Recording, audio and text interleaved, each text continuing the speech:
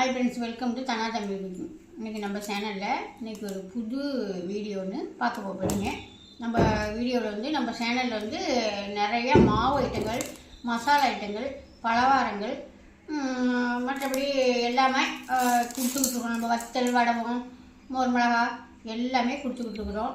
இப்போ வந்து நம்ம என்ன செய்ய போகிறோம்னா புதுசாக ஒன்று நம்ம சேர்க்குறோம். என்னன்னு பார்த்தீங்கன்னா உரப்படை அரிக்கையெல்லாம் நம்ம அரைச்சி உரப்படை தட்டுறோம்லங்க, ஊற வச்சு அரைச்சி உரப்படை தட்டுவோம்.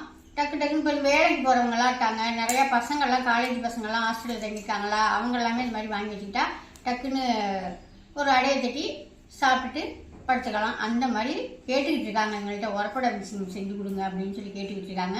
அதுக்கு தாங்க இப்போ ரெடி பண்ணலாம்னு எல்லாம் எடுத்து வச்சுருக்கிறேன். இப்போதைக்கு நான் கொஞ்சம் தான் செஞ்சு நம்ம தட்டி சாப்பிட்டு பார்த்துட்டு அப்புறமா நிறையா செஞ்சு கொடுக்கலான்னு இப்போ இதை ஒரு 2 பேருக்கு கொடுக்கணும். அதுக்காக இப்போ செஞ்சுக்கிட்டு இருக்காங்க. இப்போ என்ன ஜாமான் வச்சுருக்கேன்னு பார்த்துக்கலாமா? இது வந்து இட்லி அரிசி ஒரு 1/2 கிலோ எடுத்து வச்சுருக்கேன். நம்ம நீங்கள் வீட்டில் எல்லாம் செய்கிறது மாதிரி இருந்தால் நான் ஈஸியாக இருக்கும். இந்த அளவுலேயே நீங்கள் செஞ்சு வச்சுக்கலாம். நான் செஞ்சு வச்சுருக்க அளவு நீங்கள் வீட்டுக்கெல்லாம் செஞ்சு வச்சுக்கலாம். நாங்கள் வந்து வியாபாரத்துக்கு செய்கிறோம், நிறையா செய்வோம். நான் இன்றைக்கி வந்து வீட்டுக்கு செய்கிற மாதிரி தான் கொஞ்சம் எடுத்து வச்சுருக்கிறேன். இது வந்து கடையில் வாங்கின குண்டு அரிசி, நம்ம இட்லி அரிசின்னு சொல்லுவோம்ல, அதுதான். நீங்கள் வீட்டில் ரேஷன் அரிசி இருந்தாலும் எடுத்துக்கலாம். நீங்கள் வீட்டுக்கு செய்கிறீங்க, ரேஷன் அரிசியுமே சூப்பராக தான் இருக்கும். நம்ம வந்து கொடுக்கறதுக்காக செய்கிறோம், அதனால் நம்ம கடை அரிசி எடுத்துருக்குறோம். இது வந்து 1/2 கிலோ எடுத்துருக்காங்க. அப்புறம் பார்த்திங்கன்னா துவரம் பருப்பு ஒரு 1/2 கிலோ எடுத்துருக்கிறேன். அப்புறம் பச்சரிசி ஒரு 1/2 கிலோ எடுத்துருக்கேன், கரெக்டாக அளவு பார்த்துக்குங்க. அப்புறம் வெள்ளை உளுந்து 1/4 கிலோ எடுத்துருக்கேன். அப்புறம் பாசிப்பருப்பு நம்ம வீட்டிலே முளைக்கட்டி உடைக்கிறோம்ல, அந்த பாசிப்பருப்பு நான் எடுத்துருக்கிறேன். நீங்கள் கடையில் வாங்குகிற பாசிப்பருப்பு வாங்கி வச்சுக்கலாம். இது ஒரு 1/4 கிலோ எடுத்துருக்கிறேன். அப்புறம் கடலைப்பருப்பு 1/2 கிலோ எடுத்துருக்கிறேன். மிளகாய் வந்து ஒரு 20 கிராம் எடுத்துருக்கேன். பூண்டு வந்து ஒரு 50 கிராம் எடுத்துருக்கேன். இஞ்சி வந்து 50 கிராம் எடுத்துருக்கேன். இந்த பச்சரிசியும் இந்த புழுங்கரிசியும் நம்ம ஒன்றாவே கொட்டி கழுவி நல்லா காய வச்சுக்கலாம். அப்புறமா அந்த பருப்பு ஐட்டங்கள் இருக்குது பார்த்தீங்களா, அந்த பருப்பு எடுத்து எல்லாத்தையும் ஒரு இடத்துலையே கொட்டி அதையும் நல்லா கழுவிட்டு அதையும் தனியாக காய வச்சுக்கலாம். அப்புறம் மிளகாயும் காய வச்சு எடுத்துக்கலாம். அப்புறம் இந்த பூண்டை என்ன செய்யணும்னா நல்லா தோலெல்லாம் எடுக்காதீங்க, சும்மா எடுத்து ஒத்தையாக அப்படி எடுத்துக்கிட்டு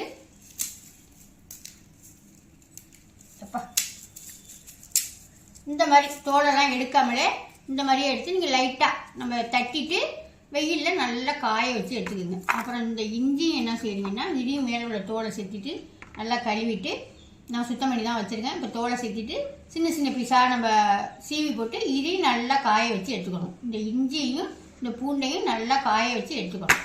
நான் காய வச்சுட்டு சாயந்தரம் காமிக்கிறேன் எப்படி காய வைக்கணும்னு. அப்புறம் இதுக்கு தேவையான இந்த உப்பும் நான் எடுத்து வச்சுருக்கிறேன். உப்பு கொஞ்சம் கம்மியாக தான் போடுவேன், நீங்கள் வேணுங்கிற நீங்கள் மாவுலேயே போட்டுக்கலாம். அப்புறம் இந்த கருவேப்பிலை எடுத்து வச்சுருக்கேன். இந்த கருவேப்பிலையும் நல்லா நல்லா கழுவிட்டு நம்ம காய வச்சுட்டோம்னா பொறன்னு காஞ்சி போயிடும். எல்லாத்தையுமே சேர்த்து அரைக்கிறது தாங்க. நான் இப்போ எல்லாத்தையும் இப்போ கழுவி காய வச்சிடுறேன். காய வச்சுட்டு நான் சாயந்தரம் எப்படி நான் காய வச்சுருக்கேன், அதை எப்படி அரைக்கணும்னு சொல்லிட்டு இந்த மாதிரி கொஞ்சம் அளவில் செஞ்சீங்கன்னா நீங்கள் வீட்லேயே நீங்கள் அரைச்சிக்கலாம், மிக்சிலேயே போட்டு அரைச்சிக்கலாம். இதை இப்போ நான் திருவையில் தான், நம்ம வீட்டில் தான் திருவை போட்டிருக்கோமா, நாங்கள் வந்து திருவையில் மில்லில் அரைச்சிட்டு வருவாங்க. இப்போ வாங்க போய் எல்லாத்தையும் கழுவி காய வச்சிடலாம். அப்புறம் வந்து இன்னொன்று முக்கியமான ஒன்று சேர்க்கணும், அதை சொல்ல மாட்டேன். சோம்பு இப்போ நான் சொல்லியிருக்க அளவுக்கு நான் ஒரு 4 ஸ்பூனு சோம்பு எடுத்துக்குவேன். நல்லா கழுவிட்டு இந்த மாதிரி ஒரு வெள்ளை வேட்டி எடுத்து விரித்து ஒத்தையாக நல்லா காய வச்சு எடுத்துக்கலாம். அரிசியுமே இதோட சேர்த்து போட்டுக்கலாங்க. நம்ம சேர்த்து தான் அரைக்க போகிறோம். முன்ன பின்ன இந்த பருப்பு கொஞ்சம் முன்ன பின்ன காயும், இந்த கடலைப்பருப்பு துவரம் பருப்பு, அதனால நான் தனியாக காய வச்சுக்கிட்டேன். சரி, காய வச்சுக்கிட்டு சாயங்காலம் பார்க்கலாம். நேற்று உரப்படைக்கு கழுவி காய வச்சோம்லங்க, எந்த அளவுக்கு இப்போ நேற்று கழுவி காலையில் நேற்று ஃபுல்லாக காஞ்சிது, இன்றைக்கி ஃபுல்லாக காஞ்சிது. இது வந்து நம்ம உரப்படை மட்டும் இல்லைங்க, தோசையாகவும் ஊற்றிக்கலாம். அப்புறம் நம்ம மாவு கொஞ்சமாக அள்ளி போட்டு வெங்காயம், பச்சை மிளகா, கருவேப்பிலை இதெல்லாம் போட்டு நம்ம சின்னதாக பக்கடா மாதிரி கிள்ளி போட்டுக்கலாம், வடை மாதிரி தட்டிக்கலாம். இதில் நிறைய ஐட்டம் செஞ்சு சாப்பிட்லாங்க. இது நல்லாவே காஞ்சிடுச்சு. இது மிளகாய் காய வச்சோமா, மிளகாயும் நம்ம விட்டு திருவையில் அரைக்கணும்னா இப்படி காஞ்சாதான் அரைக்கலாம், இந்த மாதிரி உடஞ்சாதான் திருவையில் அரைக்கலாம். மிளகாயுமே இந்த மாதிரி காயணுங்க, அப்போ தான் திருவையில் அரைக்கலாம். அப்புறம் பூண்டு காய வச்சோமா, பூண்டை பார்த்தீங்களா நல்லா சவுண்டு வருதா, இந்த மாதிரி பூண்டும் காஞ்சணும். இங்கே பாருங்கள் 50 கிராம் இஞ்சி எங்கே தான் இருக்குன்னு இல்லை, தூள் தூளாக விட்டு நல்லாவே இஞ்சியும் காஞ்சிடுச்சு. அது கருவேப்பிலை பாருங்க, இதுவும் நல்லா காஞ்சிடுச்சு. அப்புறம் இது எல்லாத்தையுமே இப்போ இதோட சேர்த்து போட்டு நம்ம அரைச்சிட்டு வந்துட்டு நான் அப்புறம் தோசை ஊற்றிக்கல உங்களுக்கு காட்டுறேன். கொஞ்சம் தோசையும் ஊற்றி காட்டுறேன். அப்புறமா நம்ம உரப்படை மாதிரியும் வெங்காயம்லாம் போட்டு செஞ்சு காமிக்கிறேன் எப்படி இருக்குன்னு. இப்போ இதை அரைச்சிட்டு வந்துடுவோமா வாங்க. இப்போ இது எல்லாமே நம்ம காய வச்சு எல்லாம் கலந்துட்டேன்னா இது வந்து உப்பு வந்து நான் நல்லா வறுத்துட்டு உப்பை இதை சேர்த்துக்குவோம். அவ்வளோதாங்க. இதை போய் இப்போ நம்ம அரைச்சிட்டு வந்துட்டு அப்புறம் தோசை ஊற்றியில் பார்க்கலாம். உரப்படை மிக்சிங்க நம்ம அரைச்சி எல்லாம் ரெடி பண்ணி கொடுத்து விட்டோமா, திருவையில் போய் அரைச்சிட்டு வந்தாச்சுங்க. கரெக்டான ஒரு இதில் அரைச்சிட்டு வந்திருக்காங்க பார்த்தீங்களா. ரொம்பவும் குறன்னு இல்லாமல் ரொம்பவும் நைஸாக இல்லாமல் கரெக்டான ஒரு பக்குவத்தில் இருக்குது. இதை இப்போ நம்ம அள்ளி போட்டு ஒரு தோசை மாதிரி ஒன்று ஊற்றி காமிக்கிறேன். இது தோசை மாதிரி ஊற்றினாதாங்க நம்ம பிள்ளைங்களுக்கு, நம்ம ஹாஸ்டலில் உள்ள பிள்ளைங்களுக்கெல்லாம் பொம்பளை பிள்ளையா இருந்தாலும் சரி, ஆம்பளை பிள்ளையா இருந்தாலும் சரி, வேலைக்கு போகிறவங்களா இருந்தாலும் சரி, டக்குன்னு இதை நீங்கள் ஊற்றி சாப்பிட்டுட்டு போகலாம். நம்ம அடை மாதிரியெல்லாம் பிள்ளைங்களுக்கெல்லாம் தட்ட தெரியாது, இல்லை பசங்களுக்கும் தட்ட தெரியாது. இப்போ உள்ள பொம்பளை பிள்ளைங்களுக்கும் தட்ட தெரியாது, காலேஜ் படிக்கிற பிள்ளைங்களுக்கும் ஹாஸ்டலில் இருக்குள்ள அதுகளுக்கு சொல்கிறேன். அதனால் நான் தோசை மாதிரியே ஒன்று ஊற்றி காமிக்கிறேன். இப்போ தோசை மாதிரி தான் ஊற்றி காமிக்க போகிறேன். வெங்காயம், காரம்னா வேறு பச்சை மிளகாலாம் எதுவுமே போடலாம். நம்ம எல்லாமே சேர்த்துட்டோம், உப்பும் சேர்த்துட்டோம். உப்பு பத்தாது, நீங்கள் வேணால் ஊற்றி பார்த்துக்கிட்டு அரை உப்பு சாப்பிட்றவங்களும் கரெக்டாக இருக்கும். உப்பு அதிகமாக சாப்பிட்றவங்க கொஞ்சம் நீங்கள் போட்டுக்கணும். மாவு கரெக்டாக பார்த்துட்டிங்களா எப்படி அரைச்சிருக்கேன்னு. இப்போ நான் தேவையான மாவு எடுத்துக்கிறேன். நைட்டு டிஃபன் நம்ம வீட்டில் ஆளுக்கு ஒரு தோசையை ஊற்றி சாப்பிட்றலாம். இதை நல்லா இந்த மாதிரி கரைச்சிக்கலாம். நம்ம தோசையெல்லாம் ஊற்றணும்னா அந்த மாதிரி கரைச்சிக்கலாம். கரைச்சி ஒரு அரை மணி நேரம் ஊற வச்சுருவோம். நம்ம உப்பு இப்போ இந்த மாதிரி கரைச்சிக்கிட்டு உப்பு போதுமான்னு பாருங்கள். உப்பு பத்தலைன்னா உப்பும் சேர்த்து, எனக்கு கொஞ்சம் உப்பு பத்தாதுங்க, நாங்கள் கொஞ்சம் உப்பு அதிகமாக தான் சாப்பிடுவோம். அதனால் ஒரு கல் உப்பு போட்டு நம்ம ஒரு அரை மணி நேரம் ஊற வச்சு எடுத்துக்கலாம். நல்லா ஊறிடுச்சு. நல்லா ஒரு அரை மணி நேரம் 3/4 மணி நேரமே ஊற வச்சுக்கலாம். ஏன்னா நம்ம ஊரெல்லாம் வைக்கிறது இல்லை, அரிசி பருப்பு எல்லாமே சுத்தமாக கழுவிட்டு காய வச்சு அரைக்கிறது தான்.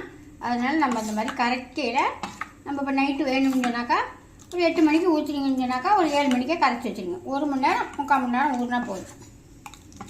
இப்போ இதை ஊற்றிடலாமா? கல் நல்லா சூடாகிடுச்சு. இப்போ ஊற்றிடுவோம். கல் நல்லா காஞ்சிச்சு. நம்ம உரப்படை மிஷின் மாவுக்கு ரெடி பண்ணி வச்சுருக்கோமா, அதில் தோசை ஊற்றி பார்த்துடலாம். ரொம்பலாம் தேய்க்க முடியாதுங்க, லைட்டாக தோசை மாதிரி நைஸாக ஊற்ற முடியாது, ஒரு அளவுக்கு ஊற்றிக்கணும். இப்போ நம்ம என்ன சமையலுக்கு சேர்க்குறோமோ அந்த எண்ணெயே ஊற்றி நீங்கள் சேர்த்துக்கலாம். நல்லெண்ணெய்லாம் இருக்கலாம், நல்லெண்ணெய் வேண்டியதில்லை. நம்ம என்ன சமைக்கிறோமோ அந்த எண்ணெயே ஊற்றி நல்லா செவக்க கடலை திருப்பிட்டு செவக்க ஊற்றி எடுத்துக்கலாம். நானே இந்த அளவுக்கு வரும்னு எதிர்பார்க்கலாங்க. நான் ஃபஸ்ட்டு தானே செய்கிறேன். ரொம்ப நாளாக கேட்டுக்கிட்டே இருக்காங்க, செஞ்சு ரெடி பண்ணி கொடுங்கன்னு. சரின்னு இன்றைக்கி ரெடி பண்ணி கொடுக்கலாம் அப்படின்ட்டு. ஒருத்தர் கண்டிப்பாக 2 கிலோ மாவு வேணும்னு சொல்லியிருக்காங்க, வெளிநாட்டு கொண்டு போகிறாங்க. அதனால் இப்போ அவங்களுக்காக செஞ்சேன். சரி நம்ம ஊற்றி சாப்பிட்டு பார்த்துட்டு எப்படி இருக்குன்னு டேஸ்ட்டு பண்ணி பார்த்துட்டு கொடுத்துடலான்னு ஊற்றிக்கிட்டு இருக்கேன். நல்லா திருப்பிட்டு ஒரு சைடு வந்துச்சு, இன்னொரு சைடு திருப்பி போட்டுக்கலாமா? எப்படி படலாட்டம் வருது பாருங்க, சூப்பராக வருது, அருமையாக இருக்குங்க. மாவு சாப்பிட்டே பார்க்கணும்னு அவசியம் இல்லை, கூட நல்லா இருக்கும் கூடாது. ஒன்றுமே இது போடாமல் சும்மாவே ஊற்றிருக்கேன். நம்ம வெங்காயம் கொஞ்சம் கருவேப்பிலை கொத்தமல்லாம் வச்சுருக்கேன். மற்றபடி காரத்துக்கெல்லாம் நம்ம எதுவுமே சேர்க்க வேண்டியதில்லை. அதையும் கலந்து ஒரு தோசை ஊற்றி பார்த்துடலாம். மிச்ச மாவு கொஞ்சம் இருக்கா, ஏன்னா கொஞ்சோண்டு எடுத்துக்கணும்னு நினைக்காதீங்க. மத்தியானம் நம்ம வீட்டில் சிக்கன் குழம்பு இருக்குது, தோசை மாவு இருக்குது. அதனால் அதை ரெடி பண்ணி அதை சாப்பிட்டுக்கலான்னு இது இப்போ கொஞ்சோண்டு நம்ம செஞ்சு பார்த்துட்டு கொடுக்கறதுக்காக நான் ஒரு 4 பீஸ் தக்காளி போட்டுக்கிறேன். கொஞ்சோண்டு கருவேப்பிலை கொத்தமல்லி, கொஞ்சமாக வெங்காயம். வேணுங்கிற நீங்கள் இந்த மாதிரி உரப்படை மாதிரி நம்ம செஞ்சு சாப்பிட்டுக்கலாம். இதையும் தோசை மாதிரியே ஊற்றிக்கலாம். இல்லை கெட்டியாக நம்ம உரப்படை சாப்பிட்டுட்டீங்க, உரப்படை மாதிரி வேணுன்னா நீங்கள் தண்ணியை கம்மியாக ஊற்றி பிணைஞ்சு எடுத்துக்கோங்க. சூப்பராக வந்துருக்கு பார்த்தீங்களா, அருமையாக இருக்கா? இப்போ இதை எடுத்துகிட்டு நம்ம வெங்காயம்லாம் சேர்த்து வச்சுக்கோமா, அதை ஒன்று ஊற்றி பார்த்துடலாம்.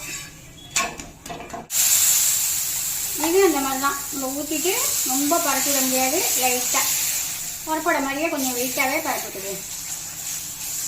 எண்ணெய் கொஞ்சம் அதிகமாக ஊற்றி தட்டிக்கணும். இது ஒரு பக்கம் இப்போ நல்லா வெந்திருக்கு. நம்ம பரட்டிட்டு வேகலைன்னா பரட்டிட்டு வேக வச்சுக்கலாம். இந்த மாதிரி நல்லா சுற்றிட்டு வேக வச்சுக்கலாம். கல்லில் எல்லாம் ஒட்டலைங்க, நம்ம நேரடியாக அரைச்சி செய்வோம்லங்க, அதே மாதிரி இருக்குது. இது இப்போ பரட்டிட்டு வேக வச்சுக்கலாம். சூப்பராக இருக்கா? சூப்பராக இது பண்ணி வச்சுக்கேன். நான் கொஞ்சம் கட்டியாக கூட பிணைஞ்சி நீங்கள் உரப்பட மாதிரி தட்டுங்கன்னு சொன்னல, அந்த மாதிரி கூட வேண்டியது இல்லைங்க. அந்த மாதிரி கூட கட்டியெல்லாம் பண்ண வேண்டியது. இதே அவ்வளோ அருமையாக தாங்க இருக்குது. கடைசியில் நம்ம வெங்காயம்லாம் போட்டோமா, சூப்பராக இருக்குங்க, அருமையாக இருக்குது. கொஞ்சம் மொத்தமாக ஊற்றிக்க வேண்டியதான். ஆமாம், கொஞ்சம் மொத்தமாக ஊற்றிக்க வேண்டியதான். தோசைக்கு கொஞ்சம் மெல்லிசா. இதில் நம்ம வெங்காயம், நம்ம கருவேப்பிலை கொத்தமல்லிலாம் சேர்க்குறோமா, அதனால் ரொம்ப பரப்பி விட முடியாது. இது வெங்காயம் போடாததுக்கு முன்னாடி கொஞ்சம் பரப்பி விட்டு ஊற்றணும், நல்லா இருந்துச்சு. இது ரொம்ப பரப்பி விட முடியாதா, அதனால் இது உரப்பட மாதிரியே நல்லா கிணமா சூப்பராக முறைன்னு நல்லா இருக்குது. அவ்வளோதாங்க, தட்டிக்கிட்டு பார்க்கலாம். தோசை எம்டியாகவும் ஊற்றிருக்கேன், அருமையாக வந்திருக்கு. அப்புறம் நம்ம வெங்காயம் ஒன்றுந்தாங்க. வெங்காயம் கருவேப்பிலையெல்லாம் நம்ம இதில் போட்டே தான் அரைச்சிருக்கிறோம். காய வச்சு போட்டு தான் அரைச்சிருக்கேன். நீங்கள் வேணும்னா கொஞ்சம் ஃப்ரெஷ்ஷாக வேணும்னா 2 கருவேப்பிலை கொத்தமல்லி போட்டுக்குங்க. வெங்காயம் போட்டுக்கேன். நான் கொஞ்சோண்டு 2-3 பீஸ் தக்காளி போட்டுருக்கேன். சூப்பராக இருக்கும். அந்த புளிப்பு, அந்த உரப்பு, மற்றபடி காரம்லாம் நீங்கள் எதுவுமே சேர்க்க வேண்டியது, எல்லாமே சேர்த்துருக்கேன். உப்பும் நான் சேர்த்துட்டேங்க. உங்களுக்கு பத்தலைன்னா அரை உப்பு சேர்த்துருக்கேன். பத்தலைன்னா நீங்கள் கொஞ்சமாக சேர்த்துக்கலாம், அவ்வளோதான். ரொம்ப நாளாக கேட்டுக்கிட்டு இருந்தாங்க, அவங்களுக்கு இப்போ ரெடி பண்ணியாச்சு. உங்களுக்கும் வேணும்னா மேலே தெரிய நம்பருக்கு நம்ம மற்றபடி மசாலா ஐட்டங்கள், முறுக்கு, சீப்பு முறுக்கு, அதிரசம், கெட்டி உருண்டை, அப்புறம் வத்தல், வடகம், மோர் மிளகா, எந்த வெயிலுக்கு என்னென்ன ஜாமான் போட முடியுமோ அத்தனை மாங்காய் வத்தல் அனைத்துமே கொடுத்துக்கிட்டுருக்கணும். அதோட இப்போ இதுவும் இன்றைக்கி ரெடி பண்ணியிருக்கேன். இதை இப்போ இன்றைக்கி அதை ரெடி பண்ணது ஒருத்தவங்களுக்கு கொடுத்து விட்ருவேன். உங்களுக்கு வேணும்னா சொல்லுங்கள். ஃப்ரெஷ்ஷாக புதுசாக நம்ம திருவையில் இதை அரைச்சி ரொம்ப 2-3 மாதத்துக்கு வச்சுக்கலாம். கெட்டே போகாது. டக்குன்னு வேலைக்கு போகிறவங்களுக்குலாம் ரொம்ப ஈஸியாக இருக்கும். தோசை மாவில், இட்லி மாவுலன்னு பயப்படாமல் இது வாங்கி வச்சுக்கிட்டிங்கன்னா டக்குன்னு ஒரு தோசையாக ஊற்றிக்கலாம். இந்த மாதிரி வெங்காயம்லாம் அரைஞ்சி போட்டு ஒரு அடையாக கூட தட்டிக்கலாம். உங்களுக்கு வேணும்னா மேலே நம்பருக்கு வாட்ஸ்அப் பண்ணி வாங்கிக்கோங்க. பாய்.